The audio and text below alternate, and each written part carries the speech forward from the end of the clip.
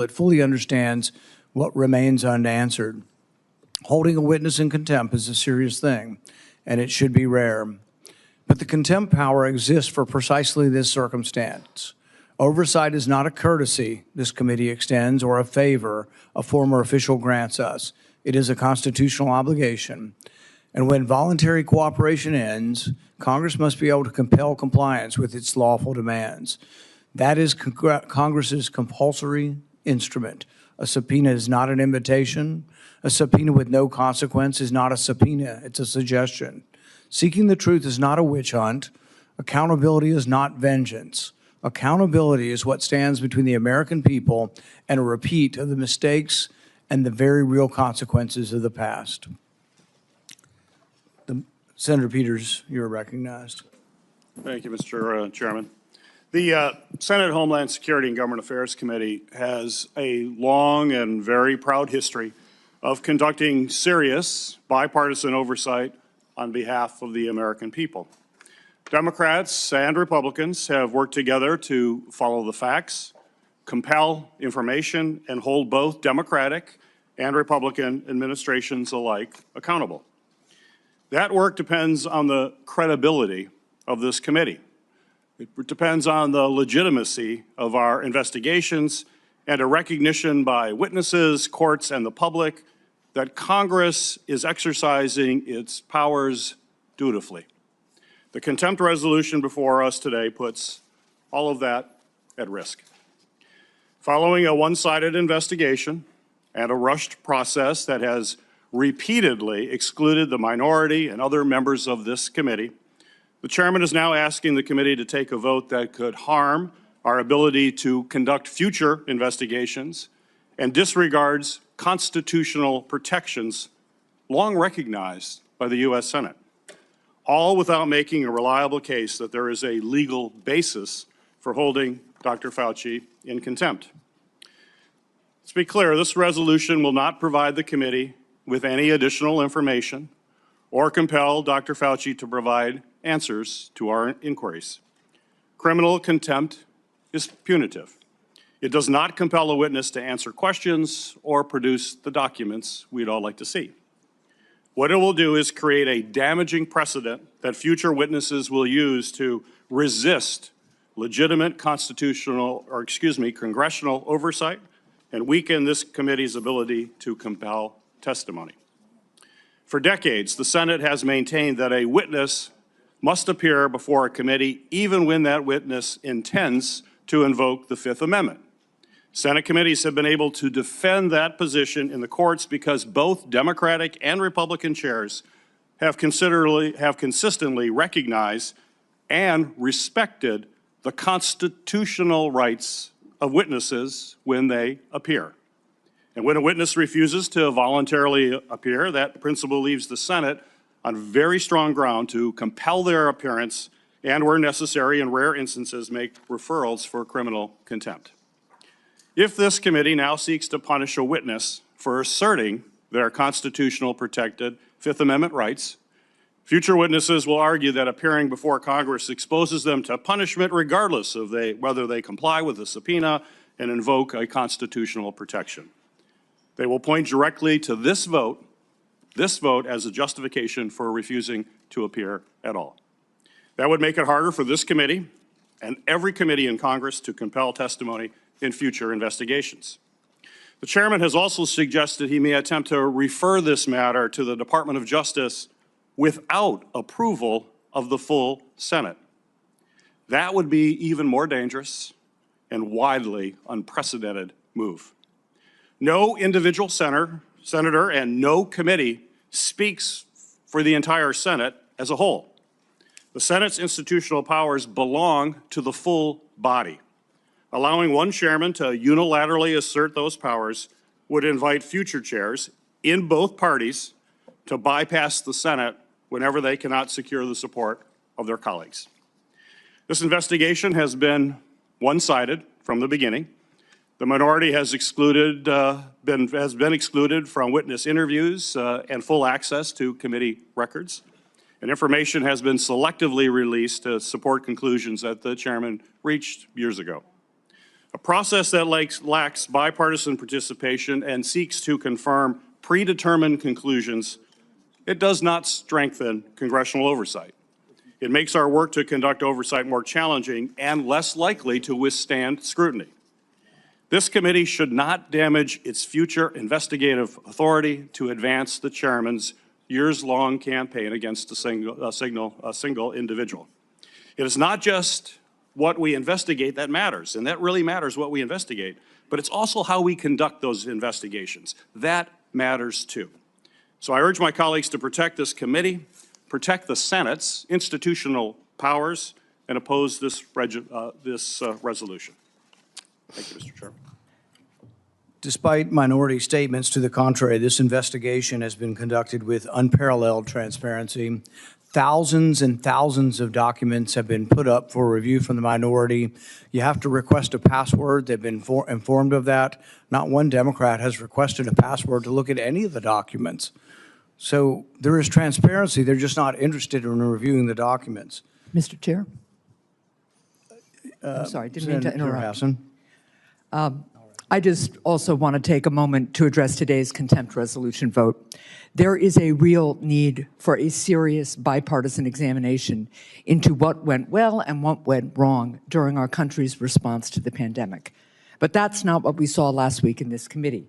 Instead, my colleagues in the majority held a hearing openly designed to target a single doctor and dedicated public servant who has testified before Congress many times before, and they wanted to blame him for everything that went wrong during the pandemic.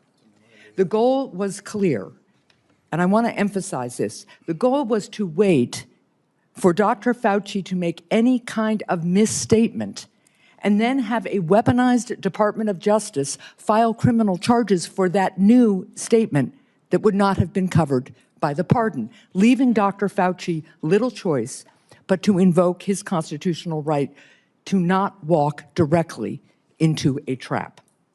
So who's helped by this political theater?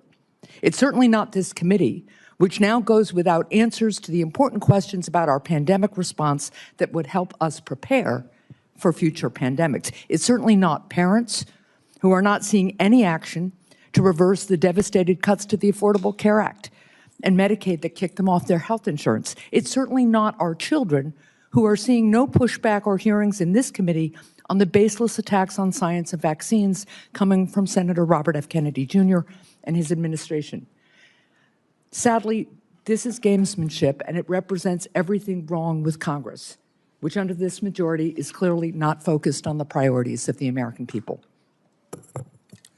Mr. Chairman. Let's be clear. All that was required from Anthony Fauci last week was to tell the truth. He had no liability if he told the truth. Senator Johnson? Yeah, Mr. Chairman, first of all, I want to associate myself with and second your opening comments. And I also want to strongly rebut the comments from our Democrat colleagues here. You know, particularly when Ranking Member Peters says this has been one-sided and rushed. Rushed? When I was chairman of this committee back in 2020, I started conducting oversight. I held hearings. There was no cooperation in those hearings. As a matter of fact, I remember one when we held a hearing with Dr. Pierre Corey when he came in with all kinds of evidence on the effectiveness of ivermectin. The ranking member then denigrated him. Back then, Dr. Corey was a Democrat. He was shocked at the treatment he was given by the ranking member. How many people died because they lacked early treatment with safe, effective generic drugs? Well, that hearing laid out the truth that this could be something that could help people. And we had a ranking member that did everything he could to denigrate that truth. My current experience as the chairman of PSI, we've been holding hearings after hearings. My ranking member Blumenthal, in those hearings, we had one called Voice of the Vaccine Injured. We had parents come in and tell their heart-wrenching stories. We had parents coming in telling the truth. And the ranking member, a few hours before that hearing, held a press conference and said, hope the press doesn't cover it because there's nothing credible about this hearing. If these investigations are one-sided, it's because one side simply doesn't want to look at the truth. They want to bury the truth. They want to memory hole it. They don't want to look at the Fauci diaries and take a look at how contradictory what he wrote to himself, how contradictory it was to what he actually told the public. I think one of the revelations of those diaries, I think probably the most significant one that's being overlooked, was early on in the pandemic, he wrote in his diaries he thought COVID would be maybe twice a bad flu season. Now, I'm not downplaying a bad flu season. We have them oftentimes. They overwhelm hospitals, something to take seriously. But a pandemic that's going to be twice that, is that really worth destroying people's lives, shutting down businesses, destroying an economy? I argued back then that it wouldn't be.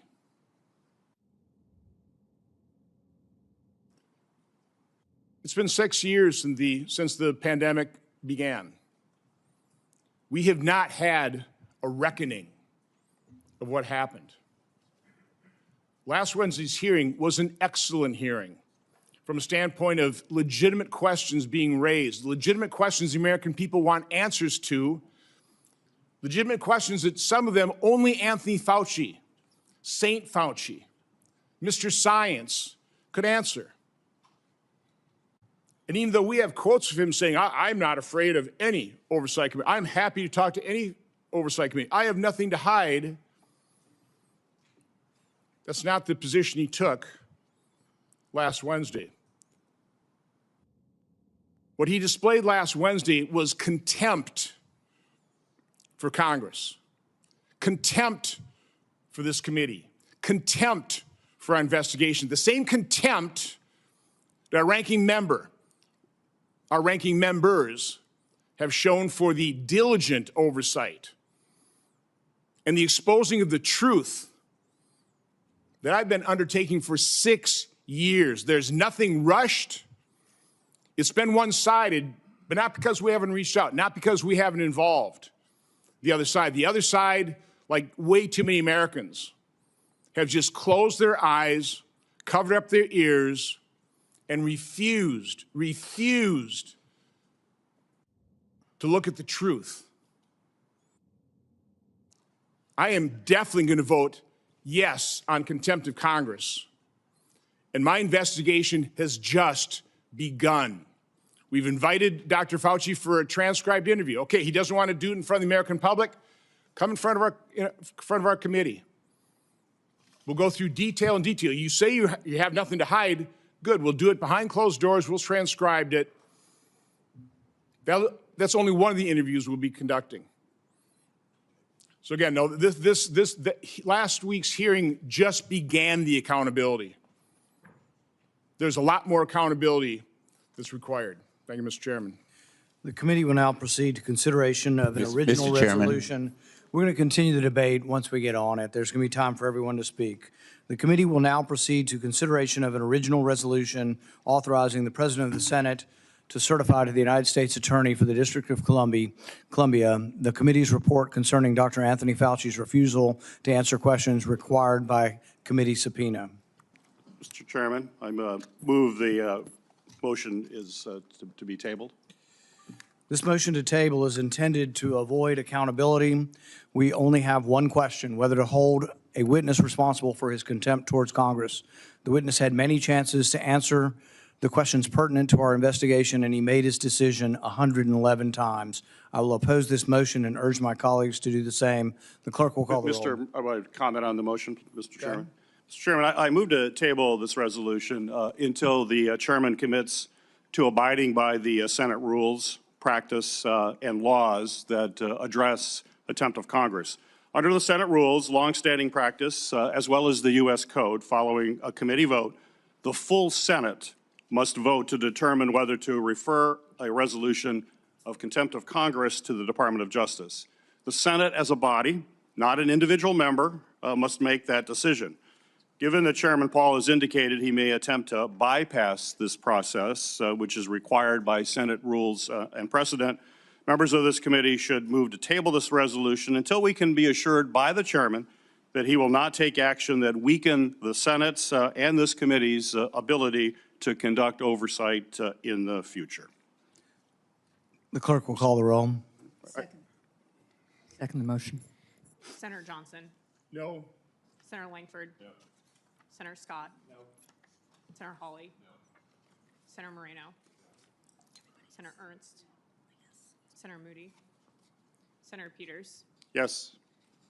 Senator Hassan. Yes. Senator Blumenthal. Yes. Senator Fetterman. Yes. Senator Kim. Yes. Senator Gallego. Yes, by proxy. Senator Slotkin. Yes, by proxy. Senator Paul. No.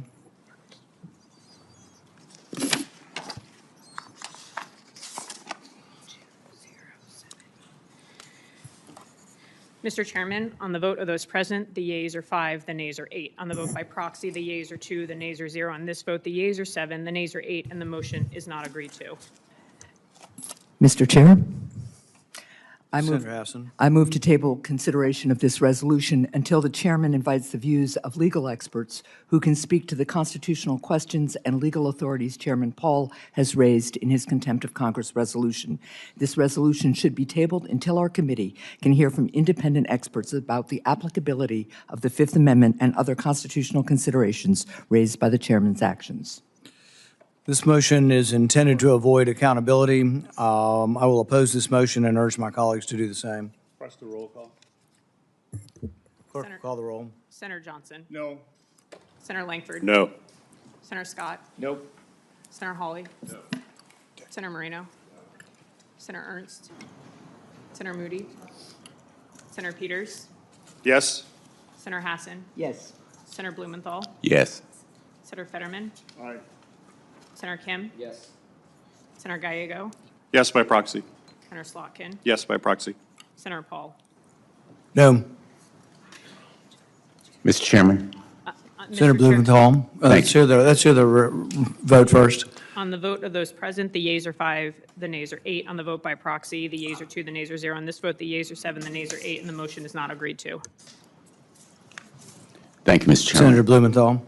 I move to postpone consideration of this resolution until the committee has an opportunity to hear from Dr. Fauci's attorney, who was forcibly removed from the hearing last week. I should point out that Dr. Fauci had a well-founded fear based on facts that he was in jeopardy of prosecution for perjury. In fact, the chairman and others on the committee have said the quiet part out loud. They've shouted it repeatedly that their objective in that proceeding was, in fact, to put Dr. Fauci behind bars. He was represented by counsel who attempted to speak at this proceeding, even during the darkest days of the McCarthy hearings.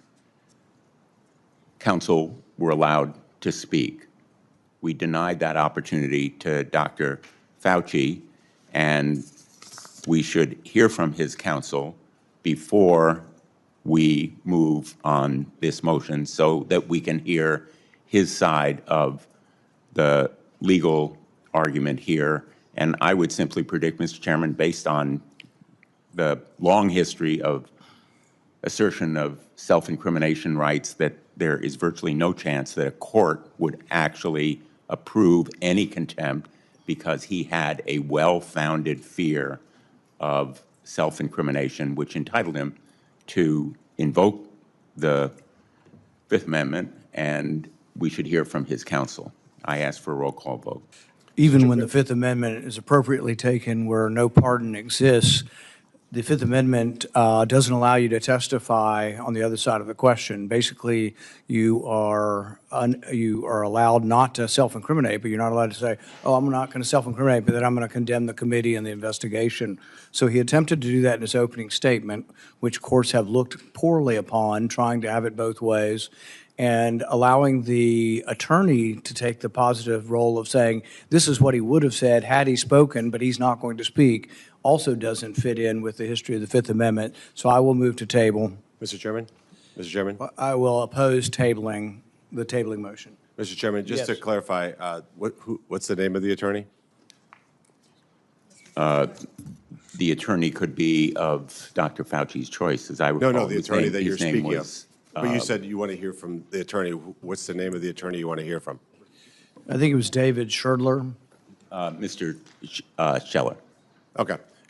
Could we put in the record that he is also the attorney for Senator Menendez in the bribery scandal? And also, are you asking that you think it was something you'd be prosecuted for answering Senator Hawley's questions about the color of the carpet? We could hear, by the way, from Mr. Honorato, who also represented.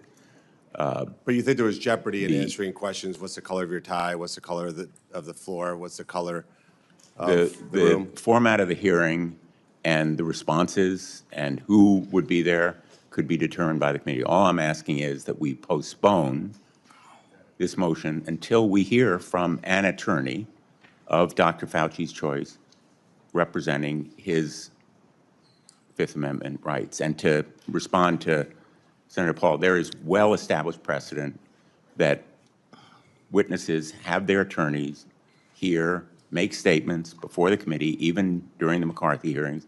There is also well-established precedent for a witness providing a statement at the outset and then declining to answer questions afterward. I think most of the prosecutors here know that if one of us, as a prosecutor, had said, I'm putting this witness behind bars, and then call him to a grand jury or any other proceeding, there's simply no way that a court would say, you can hold him in contempt because he's invoked his Fifth Amendment rights. I mean, this is sort of black letter, basic constitutional rights, Senator Moreno. And I think all of us in this committee really have a stake in making sure those rights are respected, because if we tear down the precedents and the principles of the Fifth Amendment now, there is no telling where the decline will wind us up, and we will all reap the windfall. Mr. Chairman, Yes. not to disagree with my fellow former Attorney General, Senator Blumenthal, but since Senator Moreno mentioned it, the reason that I asked Dr. Fauci what color his tie was and what day of the week it was and what color the carpet is, he looked, by the way. I thought he was going to answer that one. He looked very carefully at the carpet, then he decided not to answer. The reason I asked those questions was precisely to test the good faith nature of his invocation of the Fifth Amendment, because as the lawyers in the room will know, the invocation of the Fifth Amendment, particularly in a context where immunity has already been obtained, Dr. Fauci has full immunity, he has a full and unconditional pardon for a period of some 11 years. In that context, the assertion of a Fifth Amendment privilege only adheres to those instances where the witness has a reasonable fear of future prosecution, and it must be tailored to any such fear.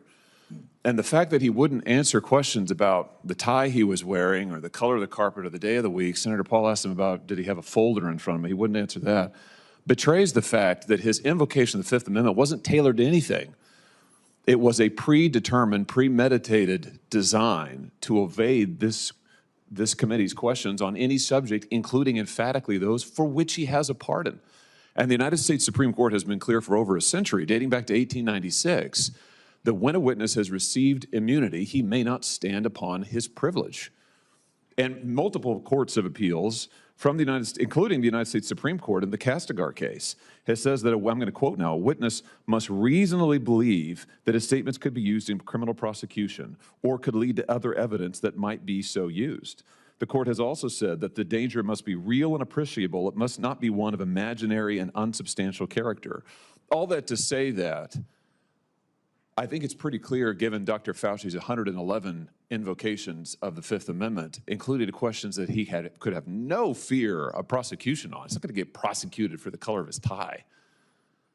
Shows that he had no interest and no intention of answering any of our questions, and that is an abuse of the privilege. There's no privilege for any of that, and I think there was no good faith attempt to invoke. Mr. Chairman, I really need to answer with your permission that point. Senator Blumenthal. Whether he had a reasonable fear, I think, is beyond question. Not only the chairman of the committee, but 3 state attorneys general have said that they are conducting investigations of Dr. Fauci. The color of his tie, the color of the carpet, maybe you were testing his good faith, but the standard is not the response to your questions. It is whether he had a reasonable fear. And it is to be liberally construed, as you know, under the Supreme Court cases that you cited in favor of the potential defendant. President Trump invoked the Fifth Amendment 440 times in his deposition with the New York Attorney General. Nobody held him in contempt for doing so. This right is so fundamental that we ought to seriously consider, before we take this immensely historic step, and hear from his counsel as to what he feared, why, and how. And my motion would simply postpone consideration of this contempt motion until we hear from him. The primary question of the hearing last week was to understand why Dr. Fauci made the decision to do this funding of this research in Wuhan. I can't understand how there could be any liability attached to a question of why. That's his opinion of why he funded it. There's not a crime in funding it. There's a judgment and question. Mr. Chairman, there is a we got the Fifth Amendment. All he had to do was tell the truth. Clerk will call the roll on the Blumenthal motion. I will vote no. Senator Johnson? No. Senator Langford? No. Senator Scott? No. Senator Hawley? No. Senator Moreno? No. Senator Ernst? Senator Moody? Yes. Senator Peters? Yes. Senator Hassan? Yes. Senator Blumenthal? Yes. Senator Fetterman? Yes. Senator Kim? Senator Gallego? Yes, by proxy? Senator Slotkin? Yes, by proxy. Senator Paul? No. Mr. Chairman, on the vote of those present, the yeas are 5, the nays are 8, and the vote by proxy, the yeas are 2, the nays are 0 on this vote. The yeas are 7, the nays are 8, and the motion is not agreed to. Mr. Chairman, I move to table this resolution. I move to table consideration of this resolution until the chairman commits to abiding by the, oops. That was my last one. I move to consider it until the chairman provides all members of this committee with access to all documents, transcripts, and materials related to this investigation, which I have repeatedly requested since the beginning of this Congress. Senate and committee rules are clear that all members of this committee have a right to access committee documents. The chairman has publicly stated he has received over 1 million documents as part of this investigation and has only shared a small fraction with a minority, despite repeated requests over the past year and a half. That's why I urge my colleagues to vote for this. And I just want to reply to some of the comments made by the chair that we just didn't want to look at this information. We have been asking for information for quite some period of time over the past 18 months, and at every turn, whether it's the documents or trying to have the ability to question witnesses, we have been denied. Just in April of this year, your staff conducted a transcribed interview of Ralph Barrick without even notifying my staff about the interview. After you posted the transcript publicly, we asked for the unredacted version and the classified portion, received absolutely no response. You refused to let the minority participate in the transcribed interview that Dr. Fauci agreed to do voluntarily. To a comment one of my colleagues made, we could just do it and have a transcript in private. We were open to that. Dr. Fauci was open to it, but we were declined ability to do that. It was going to be one-sided, and when he knew it was going to be one-sided, he didn't want to come in. This committee normally always deals in a bipartisan way. We should have been there asking those questions as well. I know that the chairman says that these documents were on some sort of website. We did not know about that website. We were told that there was a letter talking about the website. We understand it was hard copy only. We have no record of receiving it. Most of everybody on the dais has no record of receiving it. And yet, as we continually ask for documents, if there was this website, which is different than what we have done as a committee, we always have a shared site where all of us can take a look at documents. We all have a right as members of the committee to look at those documents. If this other website existed, and we were supposedly told about it in a letter, and we didn't get it, we don't have any record of receiving it, we didn't see it. But there were numerous times where The chairman's staff, when we were asking for documents, could have said, hey, go to that website. We have. Oh, okay, we'll take a look at it. We didn't. We made, I don't know, we have records of all these emails. We have records. I can go through them. I don't need to maybe go through them all. We got them tabbed. You know, where are these records? We'd like to see records. Crickets. Nothing. No mention of it. Could have been a mention like, oh, well, by the way, we have this. This is over 18 months, like stonewalling for 18 months. That's not the way this committee should ever work. It didn't work when I was chair. Now Chairman Paul, we went through investigation. We had a detailed investigation of COVID-19. All those documents were provided. We worked with it with then ranking member Paul. Under Chairman Paul, we don't get those records. That's just not the way this place should work. And I would hope my colleagues on the other side of the aisle would realize that too, because things change. If we make this the new precedent, there will be a Democrat as a chair. Would you want them to do that? Would you want to be treated that way? I don't think you're going to want to be treated that way as well, and you'll scream and holler about it. We should stop it right now. Let's continue to have the kind of bipartisan investigations that has made this committee a powerful committee over the years. Right now, we're ceding all that. We're just making it highly partisan, and when you make it highly partisan, people just ignore what you do, and that's really tragic, I think, and it's sad. So I would urge my colleagues to table this resolution. Let us take a look at these documents. They're on his private web or whatever he has set up for it. We'll take a look at it. But we should get back to the practice where we actually have shared information. I know when Senator Johnson was chair, we had shared information. I know he wanted shared information under Chairman Paul's Okay, we chairmanship need to as get well. to the motion. So, but well, let me finish. Is that I've let you go on, and we're gonna get to the votes. Well, I understand that, but I don't remember ever cutting you off when you were ranking member, and I've always respected your rights, and I'll continue to respect your rights. I would just hope that you would offer that same courtesy to us because things do change, and precedent is important. And I would urge my colleagues to table this resolution until we have a chance to look at the information, as has been the practice of this committee for as long as this committee has been in existence. For the record, Anthony Fauci refused a voluntary private deposition, and that's why he was brought in under subpoena. Because it was going to be one-sided. Don't interrupt the Because it chair. was gonna be Don't interrupt the chair. With regard to access to records, there has been an unprecedented access to records. They have all been uploaded on a website that you were invited to join. You refused to join. You had utter disdain. You never even asked for the password. Not one of you ever signed up. It's been up for over a year. The information is there for the taking. I've repeated it publicly over and over. Don't come to this hearing saying you weren't given the records. The records were given. The clerk will call the roll. Senator So you're Johnson. No. Senator Langford. No. You've been Scott. talking ad nauseum. Senator Hawley. Senator Moreno. Senator Ernst. Senator Moody.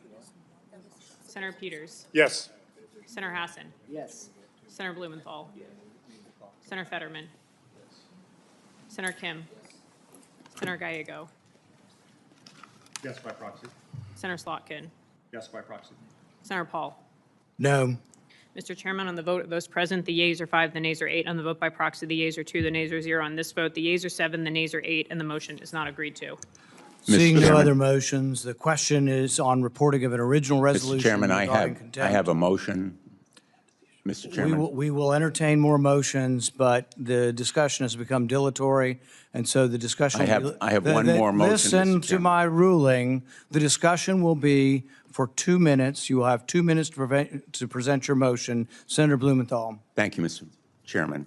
I move to postpone consideration of this resolution until this committee has an opportunity to seek leave from the Department of Justice to obtain a court order providing Dr. Fauci with immunity from prosecution in exchange for his testimony on matters raised during the committee's hearing. The immunity from prosecution could be limited to perjury. It is standard procedure, and again, we need to hear from his counsel as to whether it would be satisfactory to provide immunity. If this committee is really interested in serious answers to the serious questions, it will seek to provide him with this very limited immunity to appear before this committee. There is a need for a serious inquiry to answer questions arising from the pandemic. We need to know where COVID originated, how it spread, what could have been done better.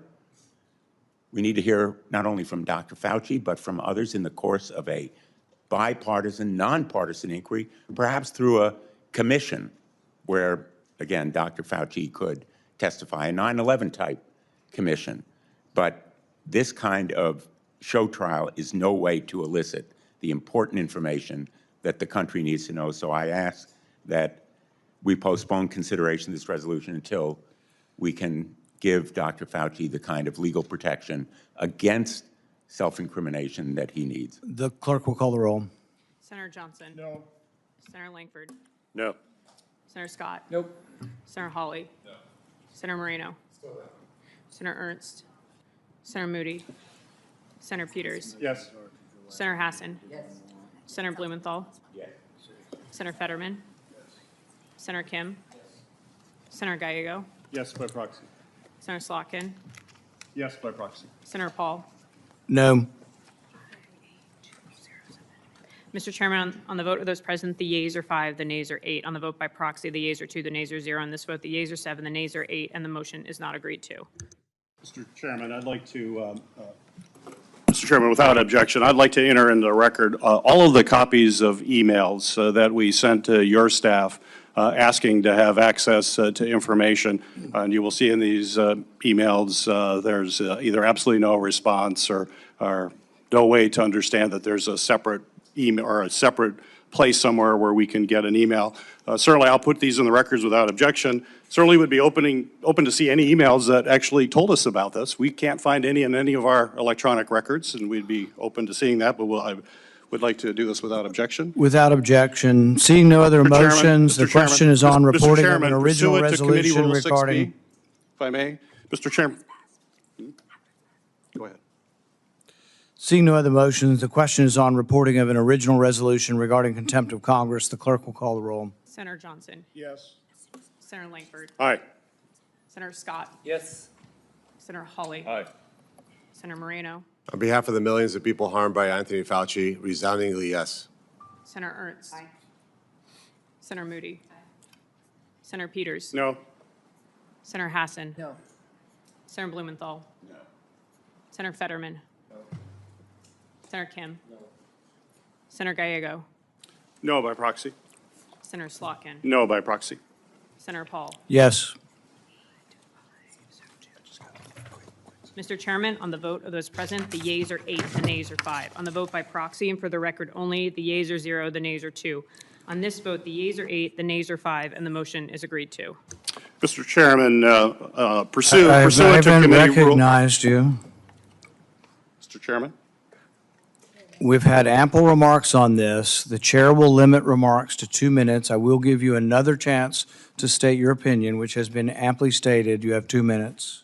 Well, Mr. Chairman, pursuant to Committee Rule 6B and Senate Rule 26, Section 10C, I'm notifying you that I intend to file minority views regarding this resolution. The clerk will report the conclusion of the vote, Just did. and that it is reported favorably. The committee will now proceed to consideration of S4505, a bill to require the U.S. Postal Service to designate zip codes for certain communities. Senator Ernst. Yes, thank you, Mr. Chairman, for holding today's markup. And I do have an amendment at the desk in the nature of a substitute for S4505, designating single zip codes. Americans deserve timely and efficient mail service, and unfortunately, far too many of our communities aren't having their needs met by the United States Postal Service. We have delayed tax refunds, we have voter registration confusion, there are misdirected prescription deliveries, and it's time we change this because our families are facing real world consequences by having an outdated USPS zip code.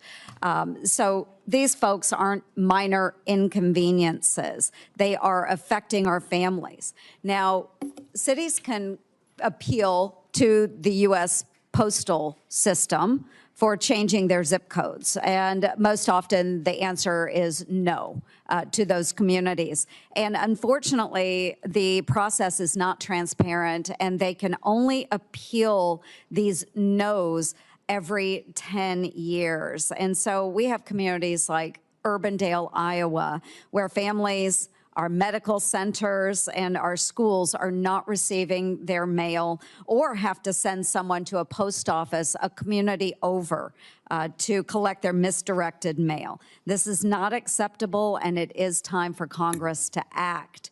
A lot of folks will say that Congress shouldn't be involved in this, but we should be, because this is one place where the Constitution couldn't be clearer.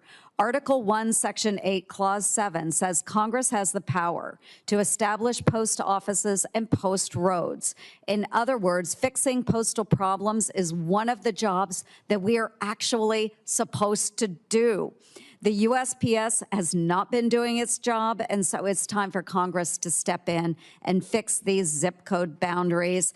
Let's pass this bill. The substitute actually adds 8 additional communities into the bill. This bill passed by voice vote in the House of Representatives. So I am asking and urging all of my colleagues to support my amendment to the underlying bill. And I would like to submit for the record the letter asking for those 8 additional communities to be included. Without objection. Are there further amendments? Mr. Chairman, Do you have an amendment to offer? I'm going to comment on the amendment. There, a comment on the bill. Or the bill, Let's on the bill. go with the amendments first. Are there any amendments to be offered? The substitute.